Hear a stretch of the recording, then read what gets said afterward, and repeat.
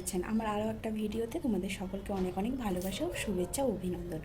তো এখন প্রচণ্ড গরম পড়ে গেছে, বাইরের রোদটাও তোমাদেরকে দেখালাম কি মারাত্মক। এখন বাজে সকাল 8:30, এর মধ্যেই এতটা রোদ কি বলবো, প্রচণ্ড গরম পড়েছে। তোমাদের ওই দিকে কি গরম পড়েছে সেটা জানিও কিন্তু।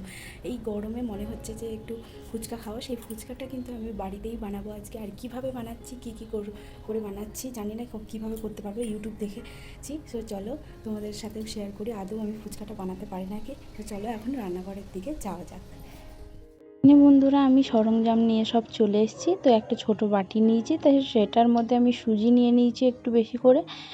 আর তারপরে নিয়ে নিচ্ছি এখানে আটা। সুজির থাকতে আটাটা একটু কম করে নিয়েছি, জানি না কীরকমভাবে করবো, কীরকমভাবে হবে। তো ময়দাটা আটার থাকতে আরও কম নিয়েছি।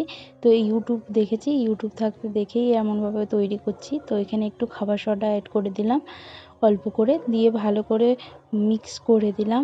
আর এখানে আমি জল নিয়ে এসেছি, জলটা দিয়ে ভালো করে মাখবো। একটু শক্ত শক্ত অল্প অল্প করে জল দেবো, জল দিয়ে দিয়ে মাখতে থাকবো, যাতে ব্যাটারটা একদম যেন না পাতলা হয়ে যায়। তাই জন্য একটু শক্ত শক্ত করেই মাখতে হবে। তো জানি না কীরকমভাবে কী করব, ফুলবে নাকি আদৌ, আর আদৌ ফুচকাটা ঠিকভাবে হবে নাকি। তো ইউটিউব দেখে চেষ্টা করছি, চেষ্টা করতে ক্ষতি নেই, তাই জন্য চেষ্টা করছি। চলো দেখা যাক কি হয়। তো ভালো করে আমি এখানে আস্তে আস্তে অল্প অল্প জল দিয়েই কিন্তু তোমরা একটু ভালো করে থেঁচে নেবে। তারপরে একটু গামছা চাপা দিয়ে 1 ঘন্টার মতো রেখে দেবে। তো 1 ঘন্টার পরে আমি আবার নিয়ে চলে এসেছি। এটাকে ভালো করে এখন থাসতে হবে। এই যে আমি হাত দিয়ে প্রেস দিয়ে দিয়ে খুব ভালো করে এটাকে মেখে নিচ্ছি।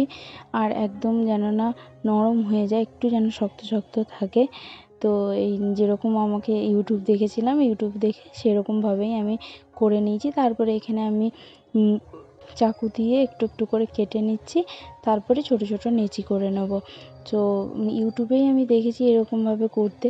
আর জানেন তো, আমার বাবাও বাড়িতে বানায়। তো আমার বাবা খুব ভালো বানায়, আমি জানি না কতটা কি পারবো। তো দেখা যাক, চেষ্টা করব, চেষ্টা করতে ক্ষতি নেই।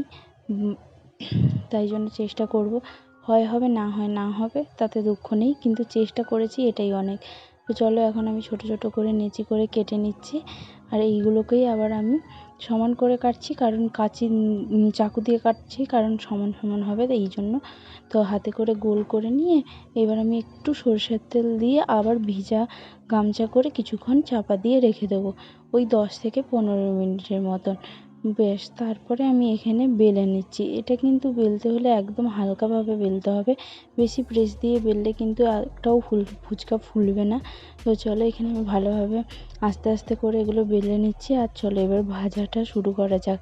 তেলটাও এখানে দিয়ে দিয়েছি, তেলটা গরম হয়ে গেছে কড়াইয়ের মধ্যে। আর এবার চলো দিয়ে দেওয়া যাক। ও তেরি, দেখছেন সব কটা কিন্তু ফুলেছে, কি সুন্দরভাবে ফুলেছে, দেখেই মনটা ভরে গেল। কত সুন্দরভাবে হচ্ছে, তাই না?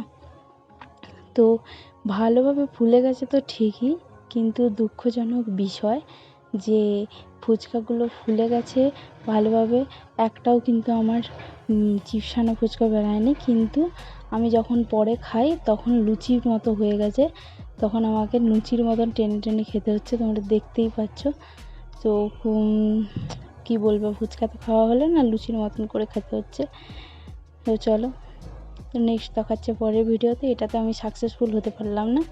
সবাই সুস্থ থেকো, ভালো থেকো। নেক্সট আবার দেখাচ্ছে অন্য একটা ভিডিওতে।